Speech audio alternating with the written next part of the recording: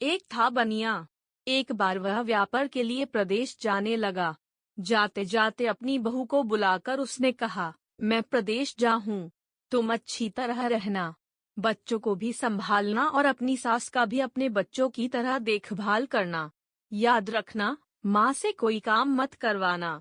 बहू ने बोला, ठीक है, मैं आपकी बात समझ गई, मैं वैसा ही करूँगी जैसा आपने बोला है। आप आराम से जाइए। बहू ने बात ध्यान में रखी। बनिया तो चला गया। बहू ने दूसरे ही दिन माँ जी से कह दिया, माँ जी, आपके बेटे मुझसे कह गए हैं कि माँ को अपने बच्चों की तरह संभालना और उनको कोई काम मत करने देना। अब आप घर का कोई काम मत कीजिए। आप तो इन बच्चों के साथ खेलिए, खाइए और मौज करिए। माँ जी गहरे सोच में पड़ गई, फिर बोली, बहू, ठीक है, अब मैं ऐसा ही करूँगी। कुछ दिनों के बाद बहू ने अपनी बेटी के कान छिदवाए। उस समय बहू को अपने पति की यह बात याद आई कि माँ को बच्चों की तरह ही संभालना है, इसीलिए बहू ने माँ जी के कान छिदवाने की बात सोची।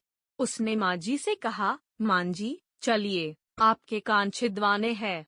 सुनकर माँ जी घबरा उठी। उन्होंने बहू से कहा, बहू, मुझे अपने कान नहीं छिदवाने हैं। क्या अब अपने इस बुढ़ापे में मैं कान छिड़वाऊं? बहू बोली, जी नहीं माँ जी, आपको तो यह करना ही होगा। मैं नहीं चाहती कि आपका बेटा मुझे कुछ कहे, इसलिए आपको मैं अच्छी से देखभाल करूंगी। मेरी दोनों आंखें बराबर है, जैसी लड़की है वैसी ही आप भी है। माँ जी मन ही मन समझ गई और सुनार के पास बैठकर उन्होंने अपने कान छिदवा लिए। सुनार ने कान छिड़े और कान में धाग आकार भी डाला। बहू जिस तरह रोज रोज लड़की के कान में तेल लगाती थी, उसी तरह माँ जी के कान में भी लगाती रही। थोड़े दिनों बाद बहू ने अपने बेटी के लिए बाली बनवाई तो उसे अपने पति की बात आई। फिर उसने माँ जी के लिए भी बाली बनवाई और कहा, आइए, आपको यह बाली पहना दूं। माँ जी ने कहा, बहू, मुझको बाली क्यों पहनाती हो?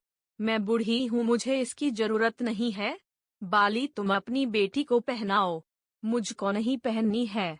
लेकिन बहू नहीं मानी। जबरदस्ती करके माँ जी को बाली पहना ही दी। इसके पश्चात माँ जी छोटे बच्चों के साथ अपना मनोरंजन करती, घूमती, खेलती और कई तरह के मौज मस्ती करती। बहू ने एक बढ़िया दिन देखकर अपने बेटे को नाई से चोटी रखवा ली। फिर बहू को माँ जी की याद आ गई। माँ जी बच्चों के साथ खेल रही थी। उन्हें वहाँ से बुलवा लिया और कहा, माँ जी, आइए, नाई के सामने बैठिए। अपने लड़के की तरह मुझे आपके सिर पर वो चोटी रखवानी है। जब गोविंद के चोटी रखवाई है तो आपके क्यों न रखवाऊं? इसलिए आप जल्दी आइए। माँ जी ने बहू को बहुत समझाया, पर बहू टस से मस न हुई।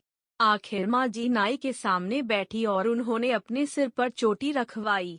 बहू ने गोविंद को और माँ जी को जो बोला वही किया उनके साथ। बाद में बहू रोज माँ जी की चोटी में तेल डालती, चोटी गूंथती और सर पर ओढ़नी डालकर माँ जी को बच्चों के साथ खेलने के लिए भेजती। जब खाने का समय होता तो बहू उनको आवाज देकर बुलाती है। ऐसे ही रोज का हाल था। जब बेटा घर वापस आया तो सबसे पहले उसने बहू से माँ के बारे में पूछा कि माँ कैसी है और कहाँ है, मुझे उनसे आशीर्वाद लेना है। बहू ने बताया, माँ जी तो बच्चों के साथ खेल रही है, यही कहीं होगी आ जाएंगी। बेटे ने पूछा, क्या कहते हो, माँ गली में खेलने गई है? गली में तो बच्चे खेलते हैं, क्या बुद्धि माँ कहीं खेलने जाती है? बहू ने कहा, मैं तो माँ को खेलने भेजती हूँ। अपने कहा नहीं था कि माँ को बच्चों की तरह रखना। मैंने तो लड़की की तरह ही माँ के भी कान बिंधवाए हैं और कानों में बालियां पहनाई है। जब लड़के की चोटी रखवाई तो मैंने माँ की भी चोटी रखवा ली थी। जब मैं इस सबको खेलने भेजती हूँ तो माँ को क्यों न भेजूं? मुझको सबके साथ साथ एक सा व्यवहार करना चाहिए। पति समझ गया कि उसकी मूर्ख स्त्री की अकल का दिवाला निकल गया है। बाद में पति के कहने पर बहू ने माँ को पुकारा। माँ जी गली में से खेलती खेलती आई और अपने बेटे को देखकर उसकी आंखों में आंसू छल छला आए। माँ की हालत देखकर बेटा भी दुखी हो उठा।